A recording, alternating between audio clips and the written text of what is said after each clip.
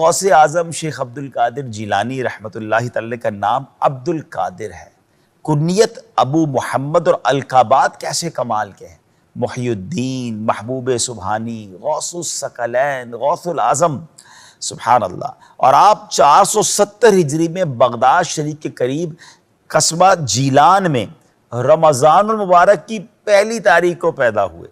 آپ ابو جان کی طرف سے نواسہ رسول امام حسن مجتبی رضی اللہ عنہ کے 11ویں پوتے ہیں، اور اپنی امی جان کی طرف سے امام علی مقام امام حسین رضی اللہ عنہ کے 12ویں پوتے ہیں۔ آئے ہائے، یعنی سبحان اللہ، آپ حسنی حسینی سید ہیں۔ تو حسینی حسنی کیوں نہ محی الدین ہو، اے خضر مجمع بحرین ہے چشمہ تیرا۔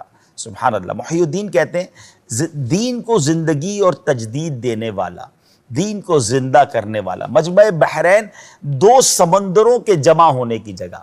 کیا خوبصورت اعلیٰ حضرت سیدی غوث اعظم کے خاندان کی طرف اشارہ فرما رہے ہیں۔ آپ کے والد محترم کا نام حضرت سیدنا ابو صالح موسیٰ جنگی دوست، اور والدہ کا نام ام الخیر فاطمہ رحمۃ اللہ تعالی علیہا ہے۔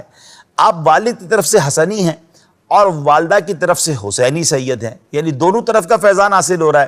تو اب یہ کہا جا رہا ہے کہ آپ دین اسلام کو زندگی بخشنے والے کیسے نہ ہوں گے؟